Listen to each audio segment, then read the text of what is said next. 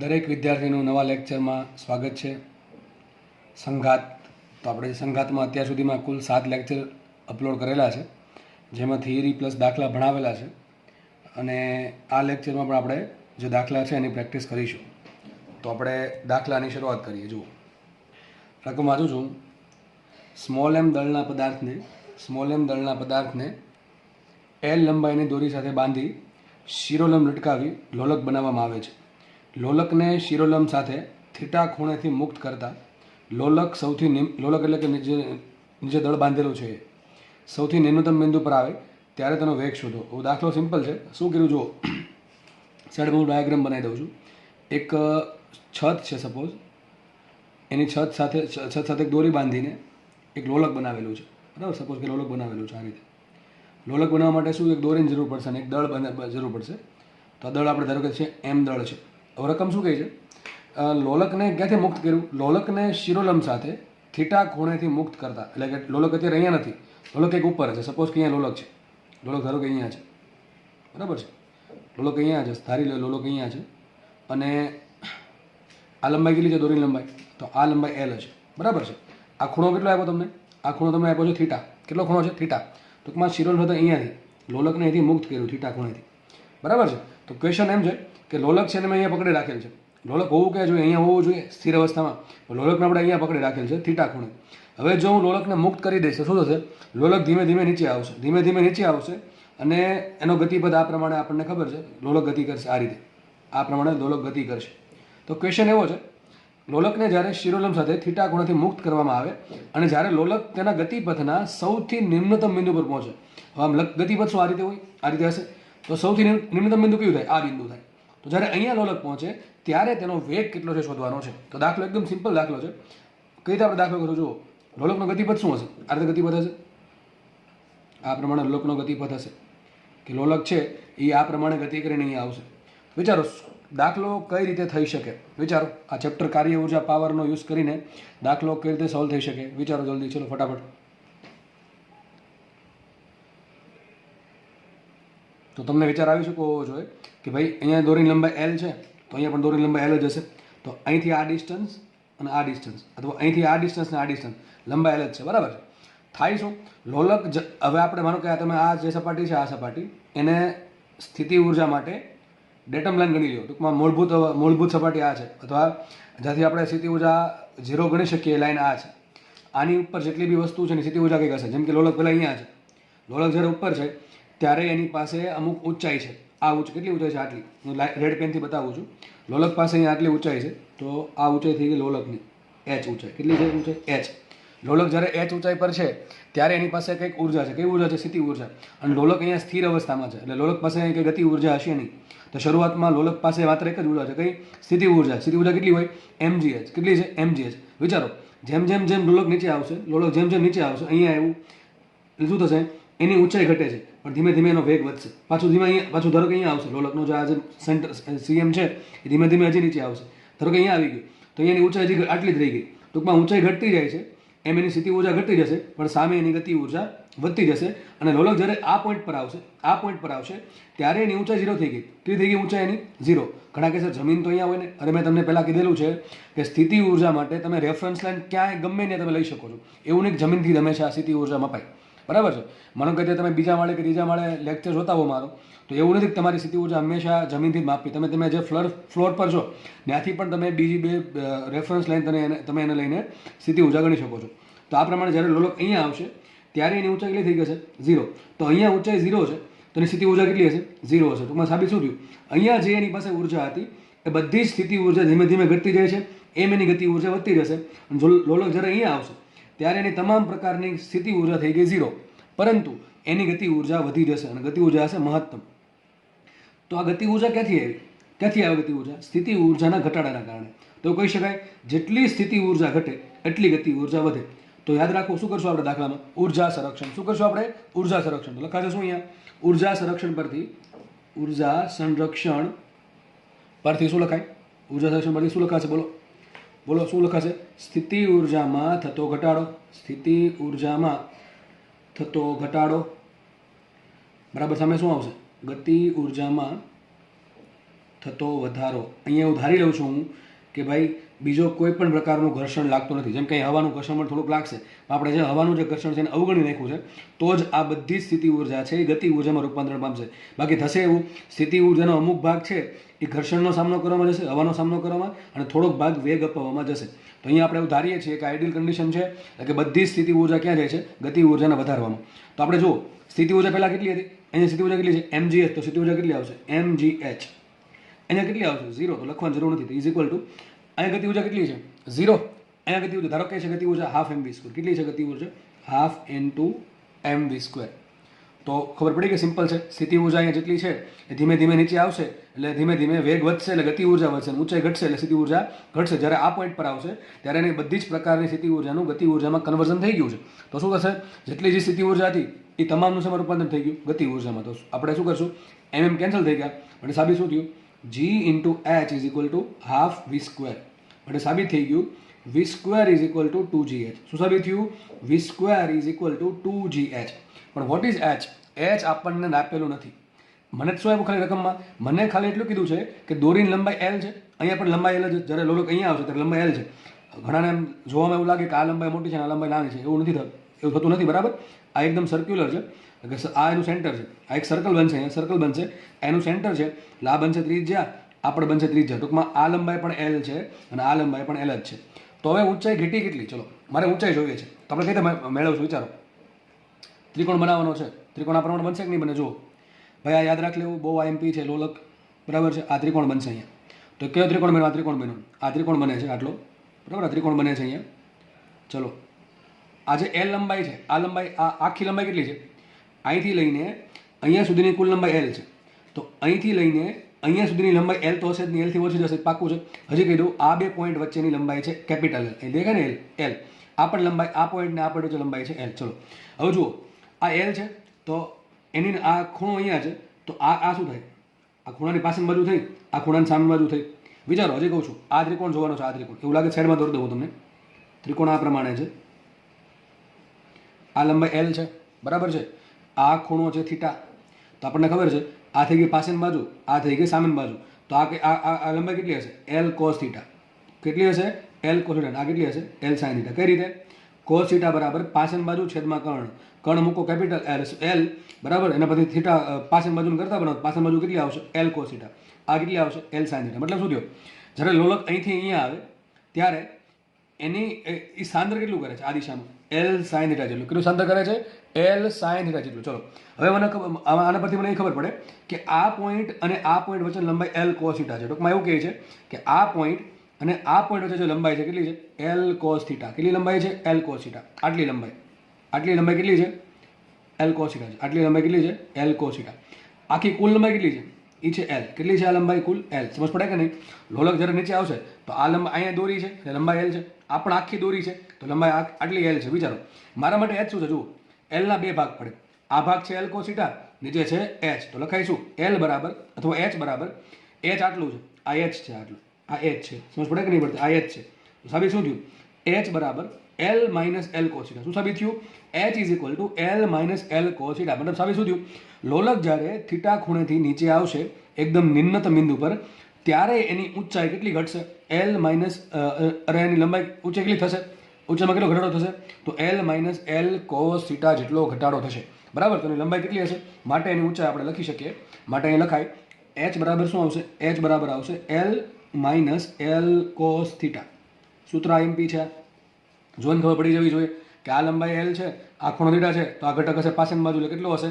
l cos theta. આ ઘટક કેટલો હશે? આ કેટલું હશે? l sin theta. આપણે l સાથે કોઈ કાંઈ કામ નથી. એનું કામ પડે. એનું કામ ક્યારે પડે?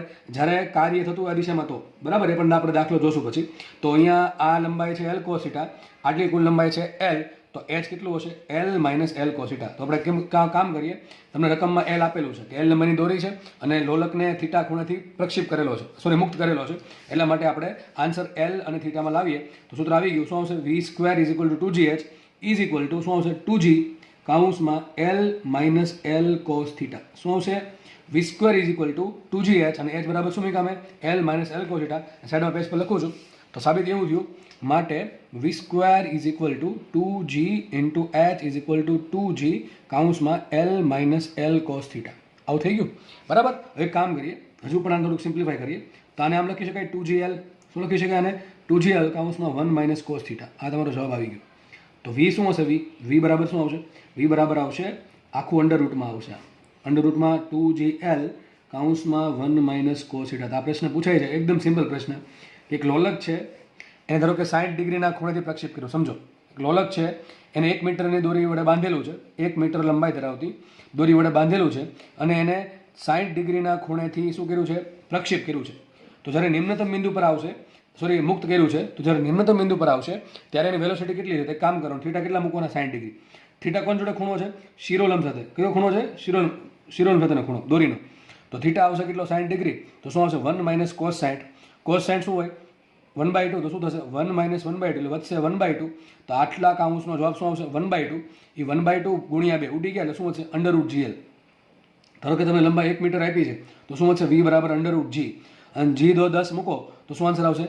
√10. ને √10 શું થાય? પાઈની સમથિંગ જવાબ આવશે. બરાબર. તો આ પ્રમાણે દાખલો તમને સિમ્પલ પૂછાય કે એક લોલક છે, લોલક બનાવેલ, સાદું લોલક બનાવેલું છે, એને થીટા ખૂણેથી મુક્ત કરવામાં આવે તો જ્યારે લોલક નિમ્નતમ બિંદુ પર પહોંચે ત્યારે એની વેલોસિટી કેટલી હશે? તો તમે ડાયરેક્ટ યાદ રાખી શકો છો કે v² બરાબર 2gl કાઉન્સમાં 1 માઇનસ કોસ થીટા. v² બરાબર 2gl કાઉન્સમાં 1 માઇનસ કોસ થીટા. અથવા આ પ્રમાણે ફટાફટ ગણતરી કરીને પણ તમે સૂત્ર ફટાફટ સાબિત કરી શકો છો. એમાં કોઈ વધારે વાર લાગશે નહીં. બરાબર છે.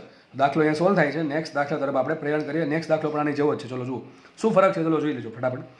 આગળ જે લોલક છે એ જ કન્ડિશન અહીંયા છે, ખાલી મેં આખી રકમ જ લખી, જરૂર પૂરતી રકમ લખી છે. જુઓ તમે જ્યારે બુકમાં લખો ત્યારે તમારે આખી રકમ લખજો કે આ પ્રમાણે કે એમ દળના પદાર્થને L લંબાઈની દોરી સાથે બાંધીને લોલક બનાવેલું છે, એને શિરોલંબ લટકાવેલું છે. બરાબર, આટલું લખવાનું. પછી આગળ લખે છે લોલકને શિરોલંબ સાથે θ1 ખૂણેથી મુક્ત કરતા તે નિમ્નતમ સ્થાન પર પહોંચે પહેલા શિરોલંબ સાથે θ2 ખૂણો બનાવે ત્યારે કેટલો વેગ છે? ચલો શું ફરક છે બેમાં? અહીંયા શું હતું? આપણે થીટા ખૂણેથી મોકલ્યું હતું, એને મુક્ત કર્યું હતું, અને ક્યાં આવ્યું હતું? નિમ્નતમ સ્થાને. આમાં શું કહે છે? એક ખૂણો છે θ1, ત્યાંથી મુક્ત કર્યું છે અને θ2 ખૂણે પહોંચે છે ત્યારે કેટલો વેગ છે? ટૂંકમાં નીચે નથી પહોંચતું, વચ્ચે કોઈ પણ જગ્યાએ પહોંચે છે ત્યારે કેટલો વેગ છે શોધવાનું છે. આપણે કામ કરીએ, અહીં સાઈડમાં લોલક બનાવી દઉં. ચલો સપોઝ કે આ પ્રમાણે કન્ડિશન છે, એક લોલક બનાવી દઈએ. ધારો કે આ એની થઈ ગઈ મિડ પોઝિશન, આ મિડ પોઝિશન થઈ ગઈ. સમજાય છે? ધારો કે પહેલાં લોલક અહીંયા છે, લોલક છે પહેલાં અહીંયા છે. કેટલા ખૂણો છે? આ ખૂણો છે θ1. કેટલો ખૂણો છે? θ1. દોરીની લંબાઈ શું હશે? L હશે. બરાબર, દોરીની લંબાઈ શું હશે? L હશે. હવે શું કહે છે? લોલક ધીમે ધીમે નીચે અહીંયા એને પકડેલું છે, મુક્ત કરેલું છે. બરાબર, સોરી પકડેલું છે, હવે એથી મુક્ત કરવામાં આવે છે. મુક્ત કરશે એટલે શું થશે? ધીમે ધીમે નીચે આવશે. ધીમે ધીમે નીચે આવશે શું થશે? એની ઊંચાઈ ઘટતી જશે, પણ એનો વેગ વધતો જશે. અને જ્યારે અહીંયા આવશે ત્યારે એની ઊંચાઈ થઈ ગઈ 0, એટલે મહત્તમ વેગ હશે, મહત્તમ ગતિ ઉર્જા હશે, અને શૂન્ય અથવા ન્યૂનતમ સ્થિતિ ઉર્જા હશે. પણ વચ્ચેને કંઈક ક્વેશ્ચન શું માંગે? અહીંયા કંઈક ધારો કે લોલક અહીંયા પહોંચ્યું, કેટલા ખૂણે છે? કેટલો ખૂણો છે? θ2 ખૂણો. આ ખૂણો θ2 આપેલો છે, તો અહીંયા કેટલો વેગ હોય? આગળના દાખલામાં આપણે શું સાબિત કર્યું હતું? આગળના દાખલામાં એવું જોયું હતું કે લોલક અહીંથી અહીંયા આવે તો એની પાસે કેટલો વેગ છે? વેગ આ દિશામાં હશે. બરાબર, વેગ ક્યાં હશે? સ્પર્શકની દિશામાં. બરાબર, હંમેશા ક્યાં વેગ હશે? સ્પર્શકની દિશામાં. તો ક્વેશ્ચન આગળના દાખલા જેવો જ છે, આમાં પણ એ જ કરવું પડશે કે ભાઈ લોલક પેલા અહીંયા હતું, તેની પાસે કઈ ઉર્જા છે, જ્યારે અહીંયા આવે છે ત્યારે એની પાસે કઈ ઉર્જા હોય છે. તો આ બંનેનો યુઝ કરીને આપણે સૂત્ર તારવ્યું. ચલો ખબર પડી ગઈ શું બેમાં ફરક છે? આગળના દાખલામાં તમને એમ પૂછ્યું હતું કે લોલક અહીંયા જ્યારે પહોંચે ત્યારે એનો વેગ શોધો. આમાં વચ્ચે કંઈક પૂછ્યું, લોલક અહીંયા પહોંચ્યું છે, કેટલા ખૂણે? પહેલાં θ1 ખૂણે હતું, આટલો ખૂણો આખો θ1 છે. હવે θ2 ખૂણે પહોંચે છે, θ2 ખૂણે, તો ત્યાં એનો વેગ કેટલો હશે તમારે શોધવાનો છે. અહીંયા વેગ ક્યાં હશે? આ દિશામાં હશે, આ રીતે. અહીંયા વેગ હશે આ રીતે, અહીંયા વેગ હશે આ રીતે. ટૂંકમાં વેગ ઓલવેઝ ક્યાં હોય? સ્પર્શકની દિશામાં. તો દાખલો તમે જાતે ગણી શકો છો, તમે ટ્રાય કરી શકો છો. એ જ કોન્સેપ્ટ છે કે લોલક જેમ જેમ નીચે આવશે એમ એની સ્થિતિ ઉર્જા ઘટતી જશે, ગતિ ઉર્જા વધતી જશે, અને ધીમે ધીમે એનો વેગ વધતો જશે અને ઊંચાઈ ઘટતી જશે. તો શું કરશું આપણે? બીજા તમામ પ્રકારના અવરોધોને આપણે અવગણીએ, અને કન્ડિશનમાં લખીએ θ1 છે θ2 કરતાં મોટા છે, તો 100% હોવા જ જોઈએ. બરાબર છે. લોલક ઓટોમેટિક તો આમ નહીં જાય, લોલક ઓટોમેટિક આમ જાય. આ ક્યારે જાય? એને અહીંથી કંઈકથી મુક્ત કર્યું હોય તો આમ જાય, આ તો આપણે આમ આવે છે. બરાબર છે. એટલે કન્ડિશન એવી છે θ1 કરતાં θ2 મોટા છે. ચલો આપણે આગળ વધીએ. જુઓ તો આમાં બીજા તમામ પ્રકારના અવરોધને અવગણવામાં આવે તો મેં તમને કીધું પ્રમાણે શું કરશું આપણે? ઉર્જા સંરક્ષણ પરથી ચલો શું લખાય? સ્થિતિ ઉર્જામાં થતો ઘટાડો બરાબર શું આવશે? ગતિ ઉર્જામાં થતો વધારો. તો સ્થિતિ ઉર્જા જેટલી ઘટશે એની ધીમે ધીમે નીચે આવવામાં જેટલી સ્થિતિ ઉર્જા ઘટશે એમ સામે એની ગતિ ઉર્જા વધશે. તો આપણે એ જ કોન્સેપ્ટ છે ધારો કે સ્થિતિ ઊર્જા કેટલી ઘટી, ટૂંકમાં અહીંથી અહીંયા આવવામાં સ્થિતિ ઊર્જા ધારો કે mgh ઘટી, કેટલી ઘટી mgh, તો સામે ગતિ ઊર્જા કેટલી વધશે હાફ mv². ટૂંકમાં અહીંયાનો ધારો કે વેગ છે v, અહીંયા વેગ કેટલો છે એનો 0 વેગ છે, કેટલો વેગ છે 0. ચલો આપણે હું નેક્સ્ટ પેજ પર ડાયાગ્રામ દોરીને તમને સમજાવું છું. ધારી લઈએ આપણે કે ધારો કે આ આખો એંગલ છે તે કેટલો છે θ1 છે, આ આખો એંગલ θ1 છે, નીચેનો જે એંગલ છે કેટલો છે θ2 છે, બરાબર. લોલક ધારો કે અહીંયા પછી અમુક સમય પછી અહીંયા આવી જાય છે. આ લંબાઈ કેટલી હશે કેપિટલ L, સોરી L આપણને દોરી છે, લંબાઈ તો L જ છે. અરે ભાઈ લોલક નીચે આવે કે ન આવે, દોરી કંઈ થોડી કંઈ ટૂંકી થઈ જવાની લાંબી થઈ જવાની, ટૂંકમાં દોરી કેવી રહેશે, દોરીની જે લંબાઈ છે કેવી રહેશે. ચાલો આપણે એક કામ કરીએ, પહેલાં આપણે આનો ત્રિકોણ બનાવી નાખીએ, આનો ત્રિકોણ બનાવીએ તો તમને ખબર છે હમણાં દોર્યું હતું એ પ્રમાણે આનો ત્રિકોણ આ પ્રમાણે બનશે. કોઈ આની ત્રિકોણની વાત કરું શરૂઆતની કન્ડિશન, તો આ ત્રિકોણ બનશે કે નહીં બને, આ ત્રિકોણ બનશે. ચલો એ ત્રિકોણ સાઈડમાં દોર દઉં છું નીચે, તો આ પ્રમાણે એક ત્રિકોણ બન્યો. આની વાત કરું છું મોટા ત્રિકોણની શરૂઆતમાં. ખૂણો કેટલો છે θ1, તો ખૂણો θ1 છે, લંબાઈ છે કેટલી L, તો આ લંબાઈ કેટલી આપણને ખબર છે, કેટલી હશે લંબાઈ L cos θ1 હશે, નીચે લંબાઈ હશે L sin θ1, બરાબર કે નહીં. તો આ લંબાઈ કેટલી આવશે ટૂંકમાં અહીંથી આ લંબાઈ કેટલી આવશે L cos θ1, કેટલી આવશે L cos θ1, બરાબર. આટલી ખબર પડી ગઈ. ધારો કે આપણે અહીંયા આવશે લોલો કંઈ ધારો કે અહીંયા આવી ગયો હોય કયા ખૂણે θ2 ખૂણે, તો આપણે આ ડાયાગ્રામ આ બનશે, ત્રિકોણ બનશે આ આટલો મોટો, આ ત્રિકોણ બનશે, બરાબર છે. આ ત્રિકોણ બનશે આટલો, સાઈડમાં દોરો આવો કંઈક ત્રિકોણ દેખાય છે આપણને. આ ખૂણો θ2 છે, ઓકે, ખૂણો θ2 છે, લંબાઈ તો L જ છે, તો આ ઘટક કયો આવશે L cos θ2. કેટલો ઘટક આવશે L cos θ2. ટૂંકમાં તમને સાઈડમાં બતાવી દઉં છું કે ભાઈ આ જે લંબાઈ મળે છે આટલી, આ લંબાઈ જે મળે આટલી અહીંથી લઈને અહીંયા સુધીની એ કેટલી છે L cos θ1, પરંતુ અહીંથી લઈને આ જે લંબાઈ છે અહીંયા સુધીની એ કેટલી છે L cos θ2, કેટલી છે L cos θ2. સમજ પડી કે ના પડી. લોલક જ્યારે શરૂઆતના સ્થાને હશે ત્યારે એની ઊંચાઈ કેટલી હશે, અહીંથી આ લંબાઈ કેટલી હશે L cos θ1 હશે. લોલક જેમ નીચે આવશે લંબાઈ કેટલી થઈ જશે L cos θ2, બરાબર. કેટલી થઈ જશે L cos θ2. ટૂંકમાં જે લંબાઈ છે એ L cos θ અનુસાર બદલે છે. વિચારો ત્યારે લોલક અહીંયા આવી જાય, લોલક આ પ્રમાણે આવી જાય ત્યારે ખૂણો કેટલો સીધો લોલક થઈ જાય, એકદમ દોરી જાય સીધી થઈ જશે, શિરોલંબ સાથે સીધી થઈ જાય ત્યારેનો ખૂણો કેટલો બને 0, અને ખૂણો 0 બને તો cos 0 શું થાય 1, તો શું આવશે L cos 0, cos 0 1 શું કેટલી લંબાઈ આવશે L. તો ખબર પડે કે ના પડે, તો આ લંબાઈ L હશે ક્યારે θ0 હોય ત્યારે. હવે ક્વેશ્ચન એમ છે કે લોલક જ્યારે આ પોઈન્ટથી આ પોઈન્ટ પર આવે ત્યારે એની ઊંચાઈ કેટલી ઘટે, તો અહીં કેટલી ધારો કે ઊંચાઈમાં h જેટલો ઘટાડો થાય છે, કેટલો ઘટાડો થાય છે h જેટલો. તો લોલક પહેલાં અહીંયા હતું, આ ફર્સ્ટ પોઝિશન છે, આ સેકન્ડ પોઝિશન છે. લોલક જ્યારે નીચે આવશે, બરાબર, આ માર્ગે નીચે આવશે ત્યારે એની ઊંચાઈ ધીમે ધીમે ઘટશે. ઊંચાઈ ઘટવાના કારણે એની સ્થિતિ ઊર્જા ઘટશે, અને સ્થિતિ ઊર્જા ઘટવાના કારણે એની ગતિ ઊર્જા વધશે. ગતિ ઊર્જા વધશે એટલે એમ કહી શકાય કે વેગ વધશે, બરાબર. તો ઊંચાઈ કેટલી ઘટે છે, ચલો અહીંથી અહીંયા આવવામાં કેટલી ઊંચાઈ ઘટે, આપણે કામ કરીએ. આટલી કુલ ઊંચાઈ કેટલી છે L cos θ2, કેટલી લંબાઈ છે L cos θ2. આ લંબાઈ કેટલી છે L cos θ1, તો આ લંબાઈ કેટલી હશે, આ લંબાઈ કેટલી હશે આટલી h છે ને, આ લંબાઈ કેટલી છે h, એ દેખાય છે કેટલી છે લંબાઈ h, તો આ લંબાઈ h છે. તો h બરાબર શું લખાય મોટી લંબાઈ માઇનસ નાની લંબાઈ, તો શું આવશે L cos θ2 minus L cos θ1. તો સિમ્પલ સાબિત થઈ ગયું ત્રિકોણ પરથી.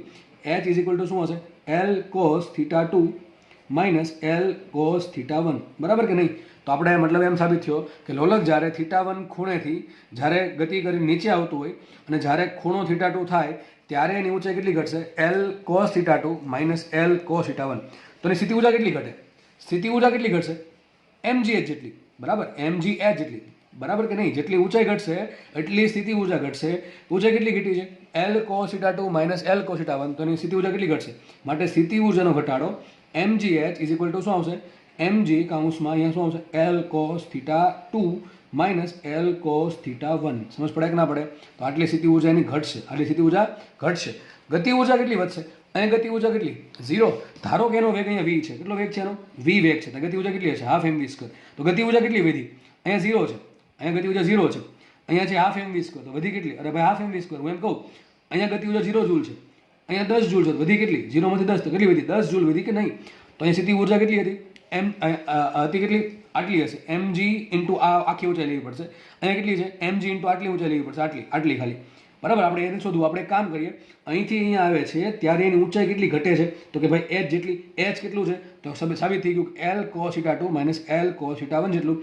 તો h માં કેટલો ઘટાડો થયો આટલો, તો સ્થિતિ ઊર્જા કેટલી ઘટશે mg કેટલો આવશે આટલું. તો સામે ગતિ ઊર્જા વધશે કેટલી હાફ mv², કેમ કે પ્રારંભિક ગતિ ઊર્જા કેટલી છે 0 છે. તો ગતિ ઉર્જા પ્રારંભિક 0 હોવાના કારણે અહીંયા 0 છે, અહીંયા હાફ એમ વી સ્ક્વેર છે, તો વધે કેટલી? હાફ એમ વી સ્ક્વેર. તો આટલી ગતિ ઉર્જા વધશે. સ્થિતિ ઉર્જામાં થતો ઘટાડો બરાબર ગતિ ઉર્જામાં થતો વધારો. આપણે આગળ લખેલું છે ઉર્જા સંરક્ષણ પરથી. શું લખ્યું છે ઉર્જા સંરક્ષણ પરથી? સ્થિતિ ઉર્જામાં થતો ઘટાડો mgh બરાબર ગતિ ઉર્જામાં થતો વધારો હાફ એમ વી સ્ક્વેર. તો હવે આપણે આગળ ગણતરી કરી દઈએ ફટાફટ. તો શું લખાશે? ચલો જલ્દી. તો સાબિત થઈ ગયું કે ભાઈ સ્થિતિ ઉર્જામાં થતો ઘટાડો કેટલો છે? સ્થિતિ ઉર્જામાં ઘટાડો mgh ઇઝ ઇક્વલ ટુ ગતિ ઉર્જામાં થતો વધારો કેટલો છે? હાફ એમ વી સ્ક્વેર. અને આપણે અહીં સાબિત કર્યું છે h કેટલા છે? h છે l cos θ2 minus l cos θ1. અહીંયા જો એમ તો ઉડી ગયા, એમ ઉડી ગયા એટલે શું આવશે? અહીંયા g ઇન્ટુ આવશે શું? l cos θ2 minus l cos θ1 is equal to half v square. તો હવે 2 આવી જશે આ બાજુ, તો શું થશે? સાબિત v square is equal to 2g, આમાંથી l કોમન આવે શું આવશે? અહીંયા cos θ2 માઇનસ cos θ1. આ તમારું સૂત્ર સાબિત થઈ ગયું. અને લખવું તો આમ પણ લખાય v બરાબર અંડર રૂટ 2gl કાઉન્સમાં cos θ2 માઇનસ cos θ1. તો ટૂંકમાં જ્યારે લોલક છે એ θ1 ખૂણેથી θ2 ખૂણે આવશે, અને જો એનું પ્રારંભિક વેગ 0 હોય તો એનો θ2 ખૂણે વેગ કેટલો હશે? અંડર રૂટ 2gl કાઉન્સમાં cos θ2 માઇનસ cos θ1. હવે તમને કહી દો, આગળ આપણે દાખલો ગણ્યો હતો, જો θ2 0 લઈ લઈએ, θ2 0 મતલબ શું થાય? લોલક ક્યાં આવી જશે? θ2 0 ક્યાં થાય? વિચારો, θ2 0 ક્યાં થાય? લોલક અહીંયા આવી જાય. ક્યાં આવી જાય? લોલક અહીંયા આવી જાય. લોલક જો અહીંયા આવી જતો હોય તો θ2 કેટલો હશે? 0. અહીંથી આને છોડો, θ1 ખૂણે છોડો, અહીંથી છોડો છે, ધીમે ધીમે નીચે આવશે, લોલક અહીંયા આવી ગયો. θ2 0 લઈ લો તો સૂત્ર શું આવે? વિચારો, 2gl કાઉન્સમાં cos θ2 0 મૂકો, કાઉન્સમાં cos θ1 માઇનસ cos θ1, θ2 0 મૂકશો તો શું થશે? cos 0, અને cos 0 શું હોય? 1. તો સૂત્ર પહેલું આગળ ભણાવ્યું એ જ આવી જશે. શું આવી સૂત્ર આવી જશે? v બરાબર અંડર રૂટ 2gl કાઉન્સમાં 1 માઇનસ cos θ1. આગળ જો ભણાવ્યું દાખલા નંબર 1 માં આવ્યું કે નહીં? બેઠું બરાબર છે. તો આ સૂત્ર ક્યારે આવે? θ2 0 હોય તો. આ સૂત્ર કોઈ પણ જગ્યાએ ચાલશે. આ સૂત્ર કોઈ પણ ખૂણા માટે ચાલશે. તમને દાખલો એમ પૂછાય કે એક લોલક છે, એની લંબાઈ છે, દોરીની લંબાઈ 1 મીટર છે, લોલક 60 ડિગ્રીએથી 30 ડિગ્રી આવે, અને 60 ડિગ્રીએ જો સ્થિર હોય, કેવું હોય? સ્થિર હોય તો 30 ડિગ્રી વેગ કેટલો? સૂત્ર શું મૂકવાનું? અહીંયા 30 આવશે, અહીંયા 60 આવશે. તો cos 30 degree minus cos 60 degree into under route into 2gl કરો, અને જે આન્સર આવે એનું શું કરો? વર્ગમૂળ કરો. તમને શું મળશે? વર્ગ મળશે. શું મળશે? સોરી, વેગ મળશે. બરાબર. હવે ઘણા વખત છે ને તમને આમ પ્રશ્ન પૂછે કે લોલક θ1 ડિગ્રી એ છે, સ્થિર છે, જ્યારે θ2 ડિગ્રી આવે શિરોલંબ સાથે, ત્યારે ગતિ ઉર્જા કેટલી? તો ઘણા સૂત્ર યાદ હોય. સૂત્ર જો તમને યાદ હોય તો v બરાબર મૂકવાનું, એટલે પછી શું કરવાનું? સ્ક્વેર કરવાનું. તો સૂત્ર આવી જશે આ શું કરી દેવાનું? 1/2m વડે ગુણ દેવાનું. ટૂંકમાં આપણે શું શોધવું પડે? ગતિ ઉર્જામાં શું શોધવાનું? હાફ એમ વી સ્ક્વેર. શું શોધવાનું? હાફ એમ વી સ્ક્વેર. ટૂંકમાં તમે આ સૂત્ર પરથી ગતિ ઉર્જા પણ ધીમે ધીમે નીકાળી શકો છો. બરાબર. તો દાખલો અહીંયા પૂરો થાય છે. 2 દાખલા સેમ દાખલા છે. આગળનો દાખલો છે એ આમ તો એમ કહી શકાય કે આ દાખલાનો ભાગ છે, કેમ કે જો આપણે θ2 0 મૂકી દઈએ તો સૂત્ર આવશે cos 0, અને cos 0 થાય 1, તો શું આવશે? અંડર રૂટ 2gl કાઉન્સમાં 1 માઇનસ cos θ1. તો આપણો દાખલો સોલ્વ થાય છે. નેક્સ્ટ દાખલો આપણે ગણીએ સંઘાતનો છે. હવે આ દાખલો ગણવા માટે આગળ જે કોન્સેપ્ટ ભણાવ્યો છે, આ 2 દાખલા એ યુઝ થશે. હજી કીધું આ 2 દાખલા જે ભણાવ્યા છે આગળ એ બેઠા દાખલા પૂછો છે. તમને મેં કીધું એ પ્રમાણે પ્રશ્ન આમ પૂછે કે 60 ડિગ્રીમાંથી 30 ડિગ્રી લોલક આવતું હોય તો લોલકનો 30 ડિગ્રી વેગ કેટલો હશે, અથવા નેગેટિવ ઉર્જા કેટલી હશે, તો તમે ફટાફટ ફાઇન્ડ કરી દેવાનું. ચલો આગળ વધીએ. નેક્સ્ટ દાખલો જોઈએ આપણે. નેક્સ્ટ દાખલો તમને હવે આવડી જશે. જુઓ શું કહે છે. L લંબાઈની દોરી અને m દળના સાદા લોલકને સૂક્ષ્મ કોણ, જો આ શબ્દ જરૂરી છે, સૂક્ષ્મ કોણ θ0 થી છોડવામાં આવે છે. આ દાખલો જીમાં પૂછેલ દાખલો છે, કદાચ 18માં 19માં છે, એક્ઝેક્ટલી નથી ખબર મને, પણ મને પાકું ખબર છે કે પૂછાઈ ગયેલ દાખલો છે. તો L લંબાઈની દોરી અને m દળના સાદા લોલકને સૂક્ષ્મ કોણ θ0 થી છોડવામાં આવે છે. ઓકે. તે સમક્ષિતિજ સપાટી પર પડેલા કેપિટલ M દળના બ્લોક સાથે નિમ્નતમ બિંદુ પર સ્થિતિસ્થાપક સંઘાત અનુભવી પાછો θ1 ખૂણે પાછો ફેંકાય તો m કેટલા હશે? એ લખ્યું છે બંને ખૂણા θ0 θ1 સૂક્ષ્મ લેવા. ચલો દાખલો બહુ સારો છે, આપણે ફટાફટ ગણવાનો ટ્રાય કરીએ. દાખલો શું કહે છે હું તમને ડાયાગ્રામ દોરીને સમજાવું. જો આવું કંઈક કહે છે દાખલો, સપોઝ કે એક સપાટી છે, શિરોલમ છત છે, બરાબર છે, એની જોડે એક લોલક બાંધી દીધું. સપોઝ કે આ પ્રમાણે આપણે કંઈક વિચારી શકીએ કે એની મિડ લાઇન થઈ ગઈ લોલકની, તરકા સપાટી એ નીચે છે, એક સમજીતી સપાટી છે, જમીન છે સપોઝ, અને ધારો કે એક બોક્સ પડેલું છે. આ જે બોક્સ છે એનું દળ કેપિટલ M છે. કેટલું દળ છે એનું? Capital M. તો આ જે બ્લોક છે અથવા બોક્સ છે એનું દળ કેપિટલ M છે. હવે એક લોલક છે, એ લોલકને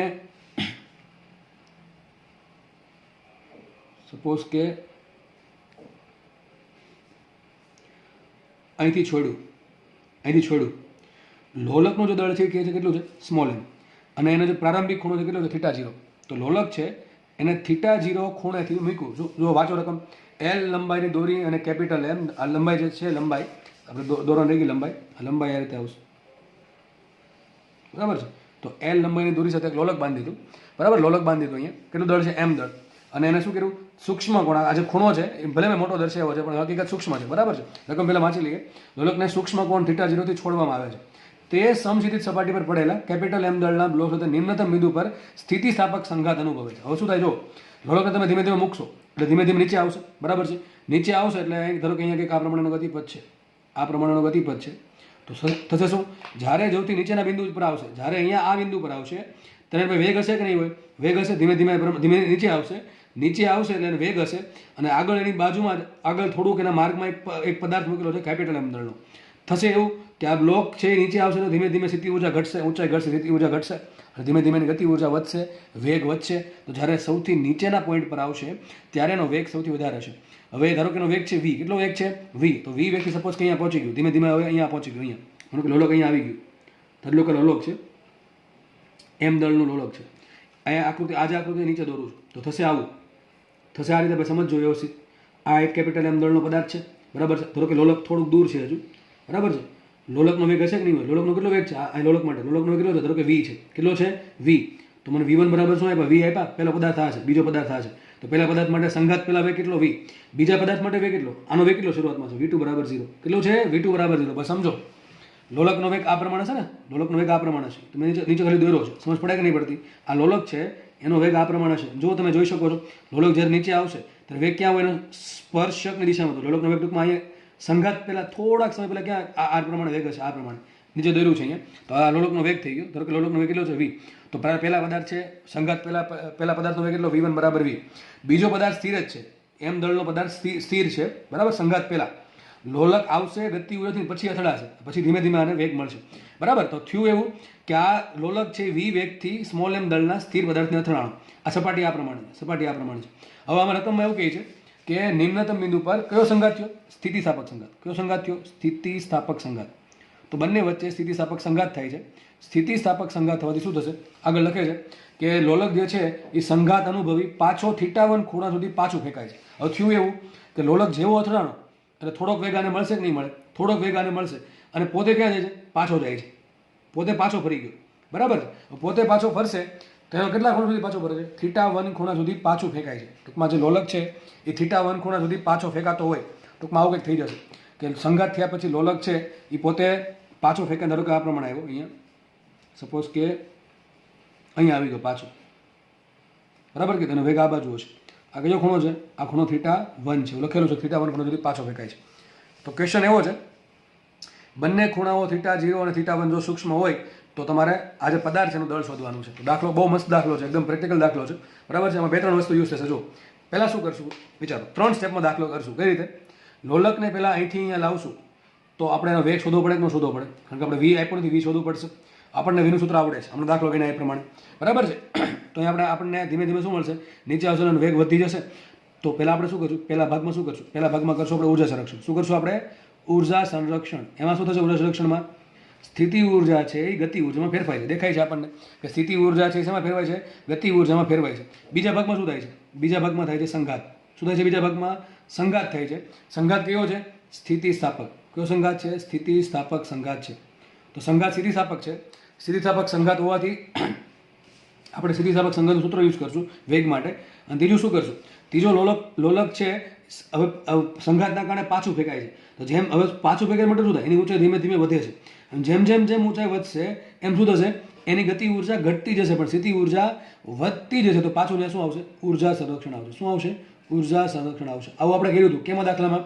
પેલા મણકાવાળા દાખલામાં કર્યું હતું લાસ્ટ લેક્ચરમાં, બરાબર. તો આપણે શું થશે? અહીંયા ગતિ ઉર્જાનું સ્થિતિ ઉર્જામાં રૂપાંતરણ થાય છે. તો આપણે આ પ્રમાણે આટલું લખી શકીએ કે ભાઈ ઉર્જા સંરક્ષણનો પહેલાં યુઝ કરશું, જેમાં ગતિ ઉર્જાનું સ્થિતિ ઉર્જાનું ગતિ ઉર્જામાં રૂપાંતરણ થાય છે. નેક્સ્ટ કરશું સંઘાત. કોની વચ્ચે? આ બે વચ્ચે સંઘાત થશે, સ્થિતિસ્થાપક. અને પછી આપણે જોશું ત્રીજી વસ્તુ કે જેમાં ગતિ ઉર્જા છે એ સ્થિતિ ઉર્જામાં રૂપાંતરણ પામે છે, બરાબર. તો આપણે પહેલાં કામ કરીએ કે વિચારો લોલકની આ લંબાઈ કેટલી છે? આ લંબાઈ એલ લંબાઈ છે. તો આપણે પહેલાં ખૂણો કેટલો છે? θ0. અહીં નીચે દોરું છું. પહેલો ભાગ લઈએ ઉર્જા સંરક્ષણવાળો. ઉર્જા સંરક્ષણ પરથી શું લખી શકાય? ફટાફટ બોલો જલ્દી. કે લોલક આ ખૂણે આપણે હમણાં સાબિત કર્યું કે લોલક જ્યારે એલ લંબાઈની દોરી સાથે θ0 ખૂણે હોય અને જો નિમ્નતમ બિંદુ પર આવે ત્યારે વેગ કેટલો હશે? સૂત્ર ડાયરેક્ટ વાપરું છું. તમે મેં આગળ દાખલો ગણ્યો એ પ્રમાણે ઉર્જા સંરક્ષણ પરથી સાબિત પણ કરી શકો કે અહીંયા ગતિ ઉર્જા કેટલી, સ્થિતિ ઉર્જા કેટલી, અહીંયા 0 ગતિ ઉર્જા છે, સ્થિતિ ઉર્જા મહત્તમ છે. જેમ જેમ લોલક નીચે આવશે એમ એની ઉર્જા ગતિ ઉર્જા વધતી જશે, સ્થિતિ ઉર્જા ઘટતી જશે. ધારો કે ઊંચે h છે તો આપણને ખબર છે h બરાબર શું આવશે, L માઇનસ cos θ 0. પહેલા ખૂણો આ છે તો આપણે લખી શકીએ કે ભાઈ નીચેના સ્થાને લોલકની ગતિ ઉર્જા કેટલી, v બરાબર શું આવશે, સોરી લોલકનો વેગ કેટલો, અંડર રૂટ 2gh કૌંસમાં 1 માઇનસ cos θ 0. હમણાં ભણાવ્યું દાખલા નંબર 1 કે લોલકને થીટા ખૂણેથી નીચે લાવવામાં આવે નિમ્નતમ બિંદુ, એનો વેગ કેટલો હશે, અંડર રૂટ 2gl સોરી આવશે 2gl અંડર રૂટ 2gl કૌંસમાં 1 માઇનસ cos θ 0. θ 0 શું છે, એ પ્રારંભિક ખૂણો કે જેથી લોલકને મુક્ત કરવામાં આવ્યો. તો આપણને ખબર પડી ગઈ કે લોલક છે એ v વેગથી પહેલા m દળને અથડાશે. લોલક છે એ v વેગથી m દળના સ્થિર પદાર્થને અથડાય છે. સંઘાત કેવો થાય છે, સ્થિતિસ્થાપક સંઘાત. કયો સંઘાત થાય છે, સ્થિતિસ્થાપક સંઘાત થાય છે. બરાબર છે. તો સંઘાત પછી શું થશે, આ સંઘાત પહેલાની કન્ડિશન, સંઘાત પહેલાની કન્ડિશન આવી છે. સંઘાત પછીની કન્ડિશન શું હશે, સંઘાત પછી આવું કંઈક હશે કે લોલક છે પેલો દળ છે m, હવે m દળને થોડોક વેગ મળશે કે નહીં મળે. ધારો કે લોલક સોરી જે m દળ છે એ v2 ડેશ વેગથી આ બાજુ જશે અને લોલક છે એ શું થશે, લોલક પાછું ફરે છે એટલે પોતે v1 ડેશ વેગથી આ બાજુ જશે. ખબર પડે કે ના પડે, ફરીથી બોલું છું હું કે લોલક છે એ આને અથડાણો, આ પદાર્થ સ્થિર છે, સ્થિતિસ્થાપક સંઘાત થયો. સ્થિતિસ્થાપક સંઘાતમાં કોઈ પણ પ્રકારની ગતિ ઉર્જાનો વ્યય થાય નહીં. ટૂંકમાં થશે શું, સ્થિતિસ્થાપક સંઘાતમાં શું થાય, હંમેશા એક પદાર્થ પોતાની ઉર્જા ગતિ ઉર્જા બીજા પદાર્થને આપે. થશે એવું કે આ પદાર્થ છે લોલક એ પોતાના વેગ છે v, એના કારણે એની પાસે ગતિ ઉર્જા હોય 1/2mv², એમાંથી અમુક ભાગ કોને આપી દેશે, m દળના પદાર્થને આપી દેશે. ધારો કે m દળના પદાર્થનો સંઘાત બાદ, આ કઈ કન્ડિશન છે, સંઘાત બાદની છે. સંઘાત બાદ જે m દળનો પદાર્થ છે કેપિટલ m દળનો, ધારો કે v2 ડેશ વેગથી આગળ વધે છે અને રકમમાં લખ્યું છે કે સંઘાત અનુભવી પદાર્થ θ1 ખૂણે પાછો ફરે. ટૂંકમાં લોલક જે છે એ θ1 ખૂણે પાછું, એવું પાછું ક્યારે આવશે, એનો વેગ આ બાજુ હશે. તો ધારો કે એનો વેગ છે v1 ડેશ, સંઘાત બાદ એનો વેગ થઈ ગયો v1 ડેશ, બરાબર છે. તો v1 ડેશ વેગથી પોતે પાછો ફરશે. સમજ પડે નથી પડતી, બરાબર. તો આપણે હવે આગળ વધીએ. તો હવે સૂત્ર શું કરશું આપણે, બીજો સ્ટેપ કયું છે, સંઘાત કરાવો. કયો સંઘાત કરાવવાનો, સ્થિતિસ્થાપક સંઘાત. આપણને ખબર છે સ્થિતિસ્થાપક સંઘાતમાં શું થાય. તો બીજો કેસ આવશે સ્થિતિસ્થાપક સંઘાત, સ્થિતિસ્થાપક સંઘાત. તો બીજા કેસમાં થશે સ્થિતિસ્થાપક સંઘાત. ચલો સ્થિતિસ્થાપક સંઘાતમાં શું થાય, તો જો મારે શોધવાનું શું છે કે ભાઈ મને લોલક છે θ1 ખૂણે પાછો આવી ગયો, લોલક છે એ θ1 ખૂણે પાછો આવે છે, બરાબર છે. તો મને v1 ડેશ મળે કે ના મળે, સૂત્ર શું v1 ડેશનું, સ્થિતિસ્થાપક સંઘાત માટે. આ સંઘાત કેવો થશે, 1 ડાયમેન્શન કે 2 ડાયમેન્શન, વિચારીને કહેજો. સંઘાત કયો થાય, 1 ડાયમેન્શન કે 2 ડાયમેન્શન, સંઘાત થશે 1 ડાયમેન્શન. કેમ, જે સ્થાને સંઘાત થાય છે એ ક્યાં થાય છે, જમીન પર થાય છે. અને ત્યારે જો 1 ડાયમેન્શન સંઘાત કોને કહેવાય, કે જેમાં જે વેગ છે એ સંઘાતની દિશામાં હોય. એમ નથી કે એક પદાર્થ આમ આવે છે આ પ્રમાણે અને એક પદાર્થ અહીંથી આવે છે, બંને અહીં સંઘાત પામ્યા, તો આ 2 ડાયમેન્શન થાય. પણ એક પદાર્થ અહીંયા આ પ્રમાણે ગતિ કરે, બીજો પદાર્થ આ પ્રમાણે ગતિ કરે અથવા સામ વિરુદ્ધ દિશામાં ગતિ કરે અને બે અથડાય તો એ કેવું થાય, 1 ડાયમેન્શન સંઘાત. અહીંયા એવું જ છે, સંઘાત છે એ નિમ્નતમ સ્થાને થાય છે, એટલે માટે સંઘાત છે 1 ડાયમેન્શન સંઘાત છે. તો સંઘાત 1 ડાયમેન્શન હોય તો સૂત્ર ખબર છે આપણને, v1 ડેશ બરાબર શું લખાય, બોલો, v1 ડેશ બરાબર m1 માઇનસ m2. કયા સંઘાત માટે, સ્થિતિસ્થાપક સંઘાત માટે. m1 માઇનસ m2 v1 છેદમાં m1 plus m2 plus 2m2 v2 છેદમાં m1 પ્લસ m2. સૂત્ર ક્યાંથી આવ્યું, લેક્ચર નંબર 1 જોઈ લેવું, લેક્ચર નંબર 1 અથવા 2, બરાબર, બીજો હશે કદાચ. તો v1 બીજો છે, v1 ડેશ બરાબર m1 માઇનસ m2 v1 છેદમાં m1 plus m2 plus 2m2 v2 છેદમાં m1 પ્લસ m2. અહીં શું છે, e બરાબર 1 મૂકા છે. સૂત્ર એક્ઝેક્ટ કયું છે, m1 માઇનસ m2 v1 છેદમાં m1 plus m2 plus 1 plus m2 v2 છેદમાં m1 પ્લસ m2. સંઘાત સ્થિતિસ્થાપક છે એટલે e બરાબર 1 મૂકા છે. હવે આપણે એક વસ્તુ કરી શકીએ આમાં, જુઓ, હવે આપણે એમ ધારી શકીએ, સોરી આ રકમ આપે છે જે આગળનો જે પદાર્થ છે એ સંઘાત પહેલા કેવો છે, સ્થિર છે. સંઘાત પહેલા આ મારા માટે પહેલો પદાર્થ છે, આ બીજો પદાર્થ છે, બરાબર છે. તો આપણે એક કામ કરી શકીએ, m1 બરાબર શું આવશે, m1 બરાબર સ્મોલ m આવશે, લોલકનું દળ, આનું દળ કેટલું છે, m છે. અને m2 બરાબર શું આવશે, m2 બરાબર આવશે કેપિટલ m, કારણ કે બીજા પદાર્થ જે છે એનું દળ કેટલું આપ્યું, કેપિટલ m. v1 શું છે, v1 એટલે થશે v, શું થશે, v1 બરાબર થશે v થશે. તો v1 બરાબર v આવશે, અહીંયા છેદમાં આવશે m plus capital m plus 2m2 v2. v2 શું છે, v2 એટલે શું થાય, સંઘાત પહેલા બીજા પદાર્થનો વેગ. તો સંઘાત પહેલા બીજો પદાર્થ કેવો છે, સંઘાત પહેલા બીજો પદાર્થ સ્થિર છે, તો v2 શું આવશે, 0. જો v2 0 મૂકી તો આખું પદ ઉડી જશે. ટૂંકમાં આની ગણતરી કરવાની તમારે જરૂર પડતી નથી. તો વધશે શું, v1 ડેશ બરાબર m1 માઇનસ m2 છેદમાં m1 plus m2 into v1. આવું વધશે કે નહીં વધે, બરાબર. આના પછી આપણે નેક્સ્ટ પેજ પર નવા ગણતરી કરીએ છીએ. એક બીજી વાત પણ કહેવાની રહી ગઈ, એ વાત એ છે કે v1 ડેશ અને v1 ની દિશા જુઓ, v1 ડેશ અને v1 ની ડાયરેક્શન જુઓ તમે, સરખી છે કે અલગ અલગ છે, સરખી છે કે અલગ અલગ છે. જુઓ v1 ડેશ શું છે, સંઘાત બાદ પહેલા પદાર્થનો વેગ. v1 શું છે? સંઘાત પહેલા પદાર્થનો વેગ. બરાબર, સંઘાત બાદ પહેલા પદાર્થનો વેગ v1 ડેશ. ધારો કે આ બાજુ છે. કેમ આ બાજુ છે? રકમમાં એવું કીધું છે કે સંઘાત અનુભવ્યા બાદ પેલો જે લોલક છે એ પાછો ફરે છે. તો પાછો ક્યારે ફરતો વિચારો, પાછો ક્યારે ફરે વસ્તુ? એનો વેગ ક્યાં હશે? આ દિશામાં વેગ આ રીતે ગયો છે, પાછો ક્યારે ફરે? વેગ આમ હોય તો આમ હોય તો, અરે 100% પાછો ફરે એટલે વેગ તો આમ જ હશે, તો જ પાછો ફરે. જો પાછો ન ફરે તો ધીમે ધીમે આ પ્રમાણે આગળ જવો જોઈએ, પણ એ તો પાછો ફરે છે તો ખબર પડે કે નહીં. જો મેં v1 ડેશ આ બાજુ દોર્યું છે, v1 ડેશ મેં આ બાજુ એટલા માટે દોર્યું છે કે પાછો ફરે છે. તો એક વસ્તુ યાદ રાખજો, જે તમે વન ડાયમેન્શન સંઘાત યુઝ કરો છો, જે સૂત્ર જે યુઝ કરો છો વન ડાયમેન્શનનું, એમાં મેં તમને સૂત્ર ભણાવતી વખતે પણ કીધેલું છે કે તમારે આમાં પ્લસ માઇનસ મૂકવું પડશે.